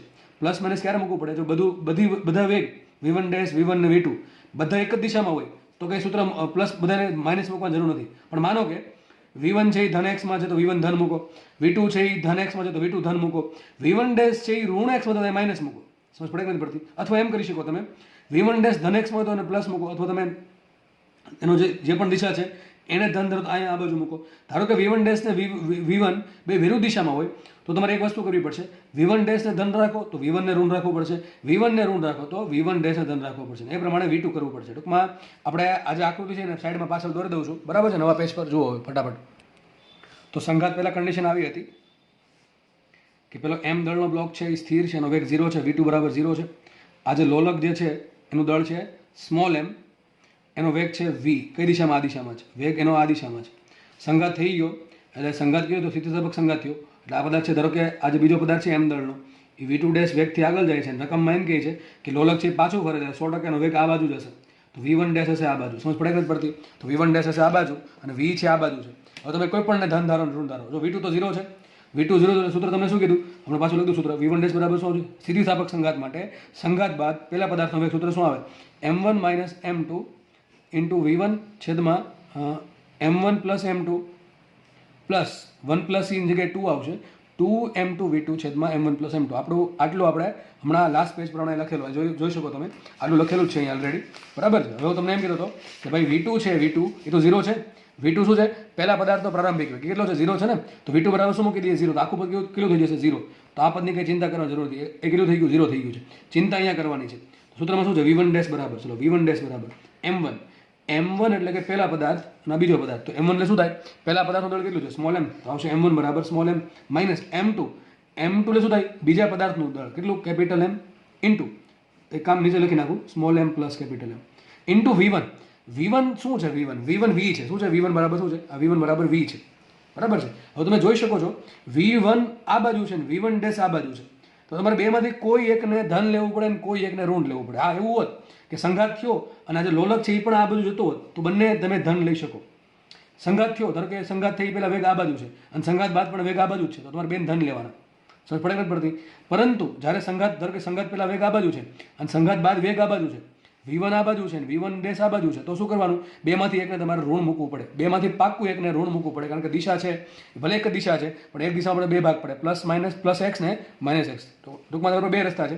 કાં તો v1 ડેશ ને અહીંયા પણ આપણે એવું જ થાય છે, v છે આ બાજુ છે અને v1 ડેશ આ બાજુ છે, સંઘાત પહેલાનો વેગ આ બાજુ છે અને સંઘાત પછીનો વેગ આ બાજુ છે. તો તમે v1 ડેશ ને ઋણ મૂકો, કાં v1 ને ઋણ મૂકો, કોઈ પણ એક ઋણ મૂકી શકો. તો અહીંયા આ સૂત્ર મેઇન સૂત્ર છે, એના પરથી આપણે સૂત્ર બનાવવાનું હોય, બરાબર? એ તો તમને ખબર જ છે. જેમ કે v બરાબર d બરાબર v0 plus half at square આપણને ખબર છે. પછી આપણે સૂત્ર બનાવી, આપણે જે દાખલામાં આપેલ છે એ પ્રમાણે. તો આ સૂત્ર મારું મેઇન સૂત્ર છે, એના પરથી મારું દાખલા પ્રમાણે સૂત્ર આ પ્રમાણે બનશે કે v1 ડેશ બરાબર m1 છે સ્મોલ m, m1 શું છે? સ્મોલ m છે, અને m2 શું છે? Capital M. તો m small m minus capital M છે, small m plus m into v1. v1 છે એ ઋણ માઇનસ v મૂકીશ. શું કીધું? માઇનસ v મૂકીશ. કેમ? મેં v1 ડેશ ધન ધારો, v ને ઋણ ધારો, એટલા માટે માઇનસ v આવશે. આ માઇનસ જો અંદર ગુણી દેવામાં સાબિત શું થયું? v1 dash is equal two capital M minus small m છેદમાં small m plus capital M into v. આપણને ખબર છે v કેટલા છે, આગળ આપણે શોધેલા જ છે. v કેટલા છે? v બરાબર શું છે? √2gl કાઉન્સમાં 1 માઇનસ cos θ 0. તો આપણે શું મૂકશું? v બરાબર √2gl કાઉન્સમાં 1 માઇનસ cos θ 0. અહીં સૂત્ર આગળ આપણે ખબર જ છે, v બરાબર √2gl કાઉન્સમાં 1 માઇનસ cos θ 0. હવે આગળ વધતા પહેલા હું તમને સાઈડમાં જે ટોપિક સમજાવવા માંગુ છું, જુઓ ફટાફટ સમજી લઈએ. તો આપણે હમણાં એવું જોયું દાખલા નંબર 1 ને 2 માં કે લોલક જે છે એને જો હું θ1 ખૂણેથી મૂકું, લોલકને θ1 ખૂણેથી મૂકું, લોલક ધીમે ધીમે ગતિ કરી નિમ્નતમ બિંદુ પર અહીંયા આવે, અહીંયા, બરાબર? તો વેગ કેટલો હશે? v બરાબર 2gl કૌંસમાં 1 માઇનસ કોસ થીટા આટલો હશે, બધાને ખબર જ છે આટલો હશે, બરાબર છે. થીટા 1 છે તો થીટા 1 હશે. એની કીધું તમને ઊંધું કહું, આપણે કોઈ પણ પ્રકારના ઘર્ષણ બળ કે અવરોધને લીધા નથી. હવે તમે આનો આન્સર આપો મને કે એક લોલક છે, એને મારે લોલક અહીંયા છે, સમજો વ્યવસ્થિત. આમાં શું કર્યું મેં? આ પ્રમાણે લોલકે ગતિ કરી, એને તમને આમ કહું છું. સમજો લોલક છે અહીંયા છે, એને મારે થીટા 1 ખૂણે લઈ જવું છે. સમજો લોલક છે, પહેલાં અહીંયા હતું, ઉપર હતું, હવે નીચે આવી ગયું, તો આટલો વેગ હશે નીચે, આટલો વેગ હશે એનો કેટલો? √2gl કૌંસમાં 1 માઇનસ કોસ થીટા 1. એનાથી ઉલટું છે, લોલક છે અહીંયા છે, એને મારે થીટા 1 ખૂણે લઈ જવું છે, તો કેટલો વેગ આપવો પડે? અરે ભાઈ આટલો જ. કેમ સરખું થશે? અરે બંને વખતે આપણે ઘર્ષણ બળ લેતા નથી, તો શું થશે? જેટલી સ્થિતિ ઉર્જા છે બધાનું ગતિમાં રૂપાંતર થઈ ગયું, ગતિ ઉર્જામાં. એનાથી ઉલટું પણ સાચું કે જો જેટલી બી ગતિ ઉર્જા છે એ બધી ગતિ ઉર્જા જો સ્થિતિ ઉર્જામાં રૂપાંતરણ પામે તો લોલક વધુ અહીંયા જ આવી શકે, આનાથી ઉપર જઈ શકે નહીં. સમજ પડે નથી પડતી? ફરીથી બોલું છું, આવું ક્યારે પોસિબલ થાય? અવરોધ ન હોય ત્યારે, કોઈ પણ પ્રકારનું અવરોધક બળ ન લાગે ત્યારે આવું થાય. બાકી તો દર વખતે ઊંચાઈને ગતિ ઉર્જા ઓછી જ આવશે. અહીંથી નીચે આવે તો ગતિ ઉર્જા ઓછી હોય, અહીંથી પછી ઉપર ત્યારે સ્થિતિ ઉર્જા ઓછી હોય, બરાબર કે નહીં? પણ આપણે એવું ધારી લઈએ કે અવરોધક બળ નથી લાગતું, યાદ રાખો, ફરીથી કહ્યું, જેટલી સ્થિતિ ઉર્જા છે એનું બધાનું ગતિ ઉર્જામાં રૂપાંતર થઈ જશે. અને એનાથી ઉલટું પણ થતું, જેટલી ગતિ ઉર્જા છે એનું પાછું સ્થિતિ ઉર્જામાં એની એ જગ્યાએ રૂપાંતરણ થઈ જશે. તો મતલબ કે તમને આમ પણ ખબર હોવી જોઈએ કે જ્યારે લોલક ઉપરથી નીચે આવે તેનો વેગ આટલો હશે. એનાથી ઉલટું પણ સાચું કે લોલકને મારે અહીંથી ધારો કે v વેગ આપીને અહીંયા પહોંચાડવું છે, કેટલા ખૂણે? એટલા જ ખૂણે, તો કેટલો વેગ આપવો પડે? તો v બરાબર આવશે √2gl કૌંસમાં 1 માઇનસ કોસ થીટા 1. સમજ પડે નથી પડતી? સમજ 100% પડવી જોઈએ ભાઈ કે લોલક થીટા 1 ખૂણેથી નીચે આવે તો આટલો વેગ મળશે. એનાથી ઉલટું લોલકને મારે નીચેથી થીટા 1 ખૂણે મોકલવું છે, તો સેમ એટલો વેગ આપો તો પછી ઉપર ચડી જશે. આમાં દરેક વખતે મેં અવરોધક બળ ગણ્યું નથી. અવરોધક બળ ગણશો તો દાખલો અલગ પડશે, કારણ કે સ્થિતિ ઉર્જાનું થોડુંક ઘર્ષણ બળમાં સામનો કરવામાં રૂપાંતર થશે, તો ગતિ ઉર્જા ઓછી આવશે. અને જે ઓછી ગતિ ઉર્જા છે એનું પછી તમે ફરીથી પાછું સ્થિતિ ઉર્જામાં રૂપાંતર કરશો ત્યારે પાછું ઘર્ષણ બળ લાગે એટલે સ્થિતિ ઉર્જા ઓછી આવશે. સમજ પડે નથી પડતી? તો આ પ્રમાણે થશે. પ્રેક્ટિકલમાં આવું ન થાય. લોલક થોડુંક ધારો કે અહીંથી નીચે આવશે, પછી નથી તો ઉપર જતું હોય તો થોડીક સ્થિતિ ઉર્જા ઓછી હોવાના કારણે નીચે કંઈક ઊભું રહેશે. પ્રેક્ટિકલમાં આવું થાય, કારણ કે અવરોધક બળ બંને વખતે લાગશે. તો આપણે અવરોધક બળ નહીં લાગે તો આપણે આ ઘડી ભૂલી જઈએ. તો મતલબ એમ થયો, નીચે આવે ત્યારે વેગ આટલો હશે, નીચેથી જો ઉપર લઈ જવો એટલા જ ખૂણે તો આટલો વેગ આપવો પડે. તો જો થાય છે શું? જુઓ, આપણા દાખલામાં આવું થયું. સમજો ભાઈ, આટલું દાખલામાં આવું થયું કે લોલક પહેલાં ક્યાં હતું? થીટા 1 ખૂણે હતું. કેટલા ખૂણે? સોરી, થીટા 0 ખૂણે હતું. એટલે ખૂણે હતું થીટા 0 ખૂણે, અહીંયા હતું. ધીમે ધીમે નીચે આવ્યું તો કેટલો વેગ હશે? અને v બરાબર શું આપણે ખબર છે? સૂત્ર શું આવશે? v બરાબર √2gl કૌંસમાં 1 માઇનસ કોસ થીટા 0. કેટલું ખૂણો આવશે? v બરાબર શું આવશે? √2gl કૌંસમાં 1 માઇનસ થીટા 0 નિમ્નતમ બિંદુ આવશે. હવે શું થયું? એનો બીજા જોડે સંઘાત થયો.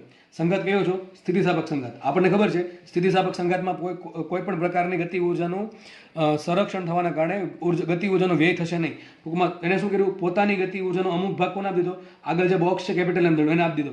તો હવે પોતાની ગતિ ઉર્જા બીજાને આપે છે. ધારો કે 100 જૂલ ગતિ ઉર્જા છે, એમાં ધારો કે આગળના પદાર્થને 60 જૂલ ગતિ ઉર્જા આપે તો એની વધી કેટલી આવે? કેટલી વધી? એની પાસે 40 જૂલ. ધારો કે તો કન્ડિશન આવી થઈ ગઈ. 40 જૂલની ગતિ, પહેલાં કેટલી ગતિ ઉર્જા હતી? ભટકાણું ત્યારે 100 જૂલની હતી. હવે પાછું ફરશે તો કેટલી ગતિ ઉર્જા છે? 40 જૂલ હશે. બાકી 60 જૂલ ક્યાં ગઈ? આગળના પદાર્થને આપી. કોને આપી? આગળના પદાર્થને આપી. તો એની પાસે ગતિ ઉર્જા ઓછી છે કે વધારે છે? ઓછી છે. ગતિ ઉર્જા ઓછી હોય હવે ક્યાં જશે? ઉપર જશે. ઉપર જશે. વિચારો, સ્થિતિ ઉર્જા વધારે હોય તો ગતિ ઉર્જા વધારે હશે નીચે. ગતિ ઉર્જા નીચે ઓછી હોય તો ઉપર સ્થિતિ ઉર્જા કેવી હોય? ઓછી જ હોય કે વધારે હોય? ઓછી હશે. હવે શું થશે? એ 40 જૂલની ગતિ ઉર્જાથી ધીમે ધીમે ઉપર જશે. તો અહીંયા આવી શકે કે ઓછો કંઈક આવશે? નીચે આવશે કે વધારે ઉપર આવે? કંઈ અહીંયા આવશે, નીચે આવે. કારણ કે સ્થિતિ ઉર્જા કેવી, ગતિ ઉર્જા કેવી છે? ઓછી. તો સ્થિતિ ઉર્જા કેવી હશે? ઓછી. ટૂંકમાં અહીંયા કંઈક આવીને અટકી જશે. સપોઝ કે અહીંયા આવીને અટકી ગયું તો આ ખૂણો કેટલો બનાવે? થીટા 1 બનાવે. સમજ પડે કે ના પડે? 100% સમજ પડવી જોઈએ. 100% સમજ પડવી જોઈએ. શું કહું છું? પહેલાં સ્થિતિ ઉર્જા હતી, એનું તમામનું ગતિ ઉર્જામાં રૂપાંતરણ થઈ ગયું. આગળ બીજો પદાર્થ છે, એની જોડે સંઘાત થયો. સંઘાત થવાથી સ્થિતિસ્થાપક સંઘાત છે, ગતિ ઉર્જાનો સંઘાત દરમિયાન કોઈ વ્યય થશે નહીં, પરંતુ ગતિ ઉર્જાનું શેરિંગ થશે. આની પાસે જે ગતિ ઉર્જા છે એમાંથી અમુક ભાગ એ આગળના પદાર્થને આપશે. ધારો કે 100 જૂલની ગતિ ઉર્જા હતી, એમાંથી 60 જૂલ પહેલાં નાખી દે તો પોતાની પાસે કેટલી વધશે? હવે ખાલી 40 વધશે. તો પોતાની ગતિ ઉર્જા કેટલી વધી? હવે 40 વધી. હવે શું થાય છે? પાછો જશે. પાછો જશે તો તમને ખબર છે જેટલી ગતિ ઉર્જા વધારે હોય એટલો ઉપર જાય. આપણે જોયું અહીંયા જેટલી સ્થિતિ ઉર્જા હતી એ બધી ગતિ ઉર્જામાં છે. બધી ગતિ ઉર્જા જો આપી દો તો પાછો મૂળ સ્થાને આવી જશે. પણ અહીંયા એવું થશે નહીં, કારણ કે ગતિ ઉર્જા ઘટી ગઈ. કોણ લઈ ગયું? બીજો પદાર્થ. તો બીજો પદાર્થ ગતિ ઉર્જા લઈ ગયો છે તો એ પાછો મૂળ સ્થાને જઈ શકશે નહીં. કેટલા સ્થાને જશે? માત્ર થીટા 1 ખૂણે. આમાં દેખાય છે આપણને કે થીટા 0 મોટો હશે, થીટા 1 નાનો હશે. થીટા 0 નાનો હશે, થીટા 1 કેવો હશે? મોટો હશે. તો આપણે સાબિત થયું કે પદાર્થ છે એ પાછો મૂળ સ્થાને નહીં આવી શકે, કે નીચે અટકી જશે. તો આપણે એક કામ કરીએ. માનો કે અહીંયા વેગ કેટલો છે એનો? સંઘાત પછી v1 કેટલો વેગ છે? v1 સમજો ભાઈ. હવે આપણે એવું લાગે સાઈડમાં દોરી દઉં નીચે. સંઘાત થઈ ગયો. સંઘાત થઈને જ્યારે પદાર્થ પાછો આવે છે, સંઘાત થઈને પાછો તો વેગ કેટલો છે એનો? v1 વેગ છે. કેટલો ખૂણો પ્રાપ્ત કરે છે? એ θ1 પ્રાપ્ત કરે. કેટલો ખૂણો પ્રાપ્ત કરે? θ1. કેમ કે પોતાની ગતિ ઉર્જા ઘટી ગઈ છે એના માટે હવે પાછો મૂળ સ્થાને, તો અહીંયા ખૂણો θ0 છે, મૂળ સ્થાને અહીંયા આવી શકશે નહીં, કંઈક વચ્ચે જ રહી જશે. ધારો કે અહીંયા રહી ગયો, તો મને એમ કહો ગોળાનો વેગ v1 હોય અને એનો ખૂણો θ1 હોય તો v1 કેટલો હશે? હમણાં કીધું હતું એ પ્રમાણે કે θ1 ખૂણેથી જો અહીંયા આવે તો વેગ કેટલો હશે? √2gl 1 - cos θ1. એ જ રીતે જો એને v વેગ આપવામાં આવે અને એ ખૂણો θ1 પ્રાપ્ત કરે તો વેગ કેટલો હશે? એ જ હશે v = √2gl 1 - cos θ1. તો મને એમ કહો કે અહીંયા આપણે વેગ છે v1, ખૂણો θ1 છે, તો v1 વેગ આપું તો θ1 ખૂણે પહોંચતો હોય તો સૂત્ર શું આવશે? v1 = √2gl 1 - cos θ1. આટલો વેગ હશે. આટલો વેગ આપવો પડે તો એ θ1 ખૂણે પહોંચશે. બરાબર? સમજ પડે કે નથી પડતી? તો તમને v1 સૂત્ર લખતા આવડે કે ન આવડે? v વેગ ક્યાંથી આવશે? v વેગ આપણને ખબર છે કે ભાઈ θ1 ખૂણે હતો, તો θ0 ખૂણે હતો, અહીં આપણે લખેલું જ છે. v શું છે? v = √2gl 1 - cos θ0. કારણ શું છે? લોલક છે એ પહેલા θ0 ખૂણેથી નીચે પડે છે, એટલે સાઈડમાં લખી દઉં છું. v બરાબર શું આવશે? v બરાબર આવશે √2gl 1 - cos θ0. θ0 ખૂણેથી નીચે પડે છે તો વેગ કેટલો હશે? નિમ્નતમ બિંદુએ v બરાબર √2gl 1 - cos θ0. હવે સંઘાત થયો, સંઘાત થવાથી પાછો ફરશે. કેટલા વેગથી પાછો ફરશે? v1 વેગથી પાછો ફરશે અને v1 ના કારણે કેટલો ખૂણો પ્રાપ્ત કરે છે? θ1 ખૂણો પ્રાપ્ત કરે. કેટલો પ્રાપ્ત કરે છે? θ1 ખૂણો પ્રાપ્ત કરે છે. તો v1 વેગના કારણે એ પોતે θ1 ખૂણો જેટલો પ્રાપ્ત કરે છે. સૂત્ર લખતા આવડવું જોઈએ. v1 બરાબર શું હશે? v1 બરાબર હશે √2gl 1 - cos θ1. એક દાખલો એટલા માટે વ્યવસ્થિત સમજાવું છું કે આમાં ઘણા દાખલા આવી જાય. એક દાખલામાં ઘણા દાખલા છે. બરાબર છે? તો આપણને ખબર છે કે v1 વેગના કારણે જો θ1 ખૂણો પ્રાપ્ત કરતું હોય તો v1 બરાબર શું હશે? √2gl 1 - cos θ1. ખાલી ફરક એટલો જ છે, આ θ0 છે ને અહીંયા θ1 છે. મોટો કોણ છે? θ0 મોટો છે અને θ1 નાનો છે. હવે તમારે કંઈ કરવાનું, v1 બરાબર આ મૂકો, v બરાબર આ મૂકો, પછી એમાંથી સૂત્રમાં એમને કરતા બનાવો એટલે આપણો આન્સર આવી જશે. બરાબર છે? નેક્સ્ટ પેજ પર દાખલો ગણું છું. આ સૂત્ર ડાયરેક્ટ લઉં છું. સૂત્ર શું છે? v1 બરાબર m - m / m + m × v. લખી દઉં છું. હમણાં જોયું આપણે હમણાં કે v1 બરાબર શું સાબિત થઈ ગયું? v1 બરાબર M - small m / M × small m × v. બરાબર છે? મુખ્ય કિંમત v1 બરાબર શું આવશે? v1 બરાબર આવશે √2gl 1 - cos θ1 અહીંયા આવશે m - m / m + m × v બરાબર શું આવશે? √2gl 1 - cos θ0. બરાબર? θ0 મોટો ખૂણો છે, પ્રારંભિક ને આ છે અંતિમ. એક કામ કરીએ, જુઓ અહીંયા √2gl છે, અહીંયા √2gl છે, એટલે બે ઉડી જશે. વચ્ચે શું? અહીંયા √1 - cos θ1 small m capital M - small m છેદમાં કેપિટલ M × પ્લસ m × અહીં શું વધશે? √1 - cos θ0. હવે તમારે આ બેનો વહીવટ કરવો પડે. આ બેનો તમારે વહીવટ કરવો પડે. એના પરથી તમારે કેપિટલ M મળે. તો વિચારો કઈ રીતે વહીવટ થાય? મેથ્સવાળાને કંઈ ચિંતા નથી, મેથ્સવાળાને યાદ હશે સૂત્ર. હું તમને નીટવાળાને સૂત્ર કહી દઉં છું કયા સૂત્ર છે. જો આપણે તમને ખબર હોય તો અવધિમાં તમને ભણાવેલું છે, sin 2θ બરાબર શું લખાય? 2 sin θ × cos θ. શું લખાય? 2 sin θ × cos. આ બધા મોસ્ટલી યાદ જ હશે. હવે તમને એમ પણ કીધેલું છે ત્યારે કે cos 2θ નું સૂત્ર શું આવે? cos 2θ નું સૂત્ર આવશે cos² θ - sin² θ. cos² θ - sin² θ ક્યાંથી આવ્યું? તો આપણને ખબર છે cos a + b શું લખાય? cos a cos b sin a sin b. એના પછી સૂત્ર આવશે આ cos 2θ બરાબર cos² θ - sin² θ. હવે એક કામ છે, આપણને આ પણ ખબર છે કે નિત્યસમ ધોરણ 10 નું cos² θ + sin² θ શું કહેવાય? એક કહેવાય કે ના કહેવાય? તો cos² θ + sin² θ શું કહેવાય? એક કહેવાય. એક સૂત્ર તમારે આ યાદ રાખવાનું, બીજું આ યાદ રાખવાનું. બરાબર છે? આનું સૂત્ર એક જ છે, બીજું કોઈ છે નહીં sin 2θ નું. હવે કામ કરીએ તો cos² θ જો કરતા બનાવવાથી કોણ કરતા બનાવું? cos² θ. તો શું થશે? cos² θ બરાબર cos² θ બરાબર આવશે 1 - sin² θ. તો કામ કરીએ, આ જે cos² θ છે એની જગ્યાએ શું લખી નાખવું? 1 - sin² θ. લખાય શું અહીંયા? 1 - sin² θ sin² θ. તો cos 2θ નું નવું સૂત્ર આમ પણ લખી શકાય. cos 2θ બરાબર 1 - 2 sin² θ. સમજ પડે કે ના પડે? સૂત્ર શું છે? cos 2θ = 1 - 2 sin²θ. તો સૂત્ર આ પણ સાચું છે, પેલું પણ સાચું છે, બંને એક જ સૂત્ર છે. અથવા આમ પણ કરી શકાય. જુઓ સાઇન સ્ક્વેર થીટાને કરતાં બનાવવું તો સાઇન સ્ક્વેર થીટા બરાબર શું આવશે? સાઇન સ્ક્વેર થીટા બરાબર આવશે 1 માઇનસ કોસ સ્ક્વેર થીટા. શું આવશે?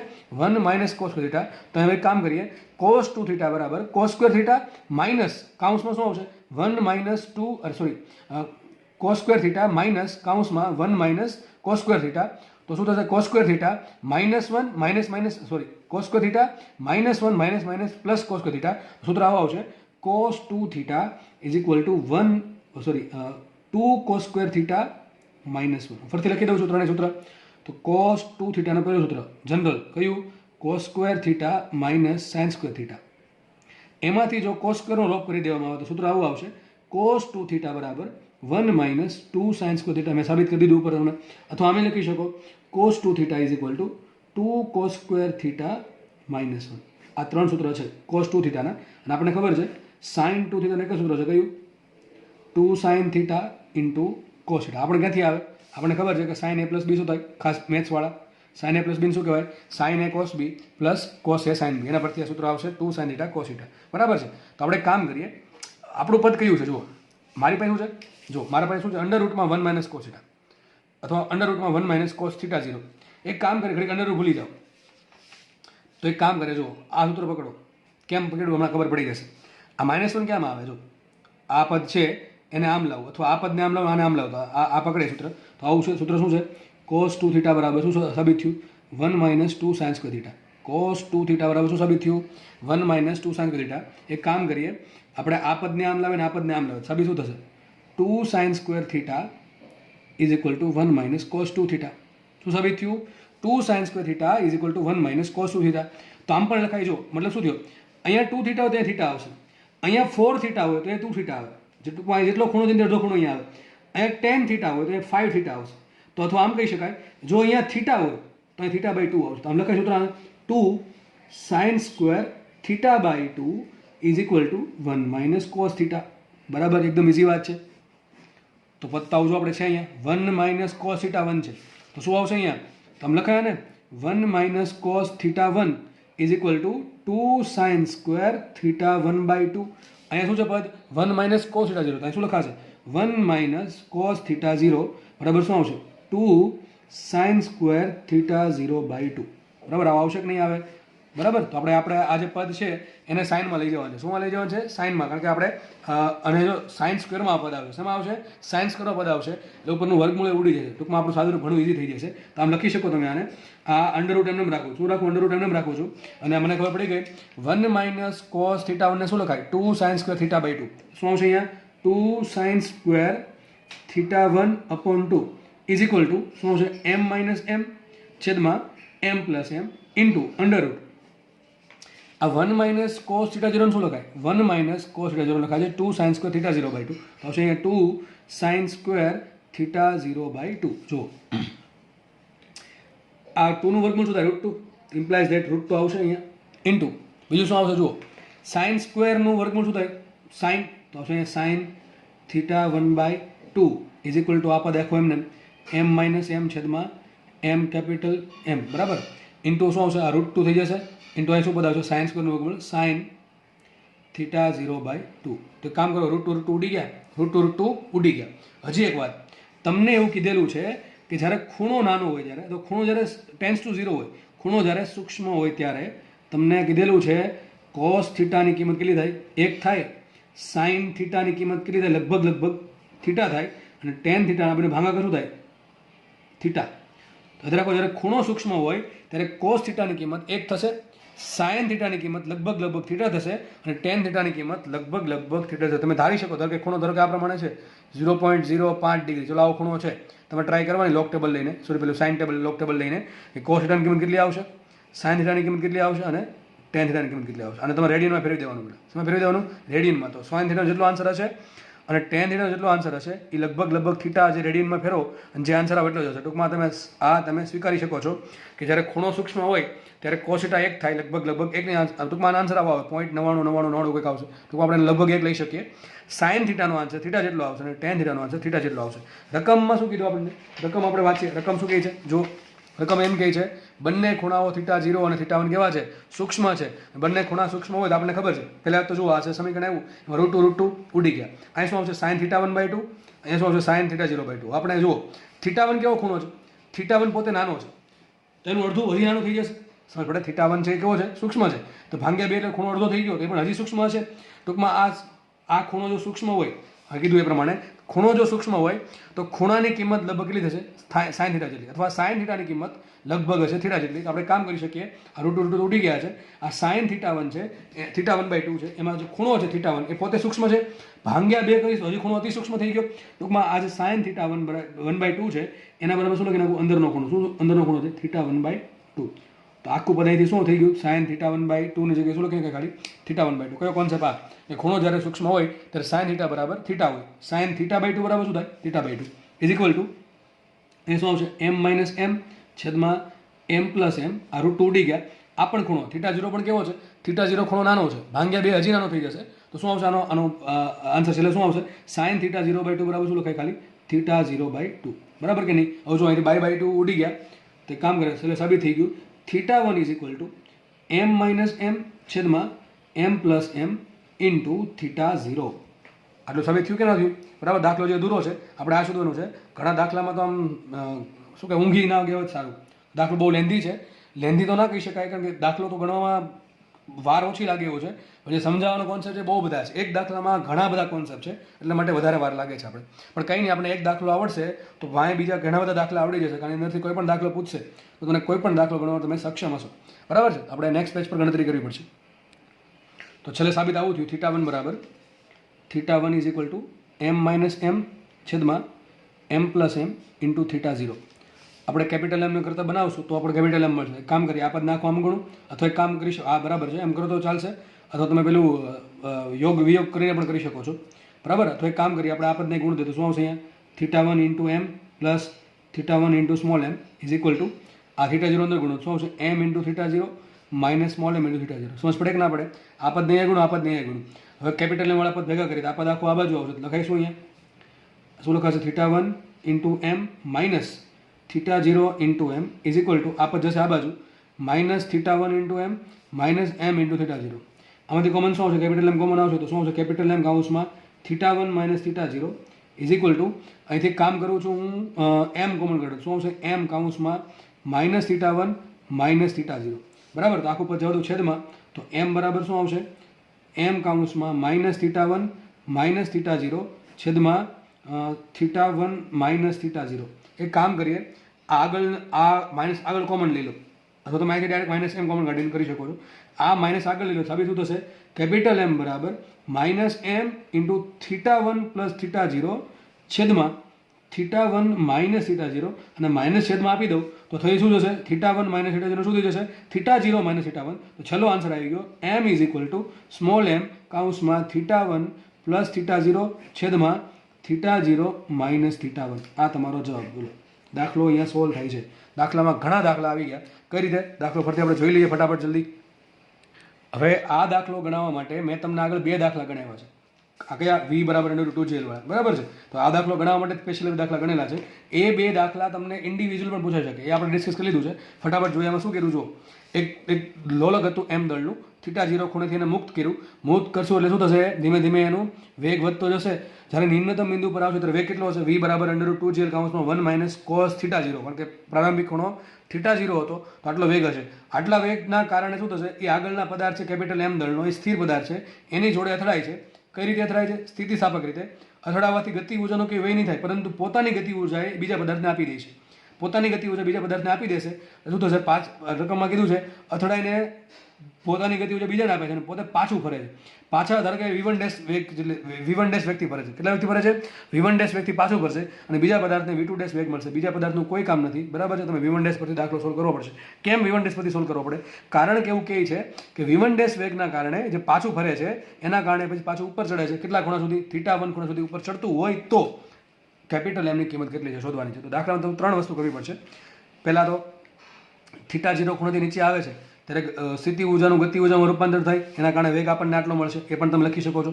પછી સંઘાત થયો, કયો સંઘાત થયો? સ્થિતિસ્થાપક સંઘાત. સૂત્ર મૂકવાનું સ્થિતિસ્થાપક સંઘાતનું, v1 ડેશ બરાબર m1 માઇનસ m2 v1 છેદમાં m1 પ્લસ m2. આમાં ઘણી બધી કહાની આવી. કેમ કહાની આવી? v2 શું છે?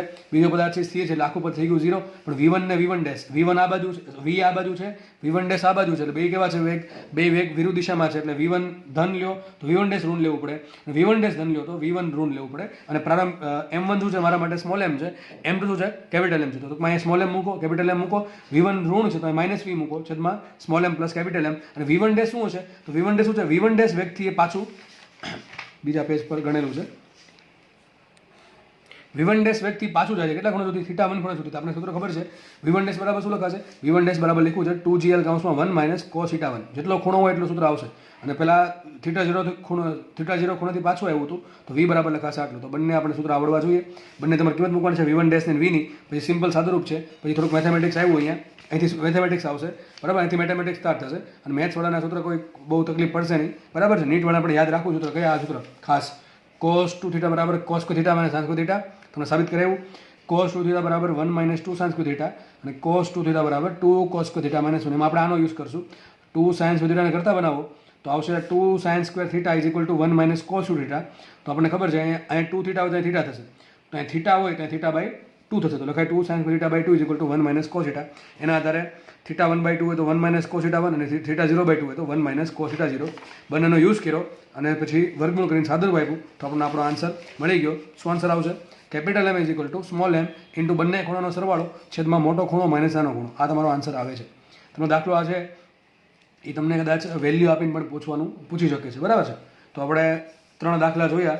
3 દાખલા બહુ આઈએમપી છે, બરાબર છે? તો દાખલાની વ્યવસ્થિત પ્રેક્ટિસ કરવી. આમાં ક્યાંય પણ જગ્યાએ તમને કોઈ પણ તકલીફ જણાય તો તમે નીચે કોમેન્ટ સેક્શનમાં અથવા મને પર્સનલી મેસેજ કરી શકો છો, બરાબર? Thank you so much lecture જોવા બદલ બધાને.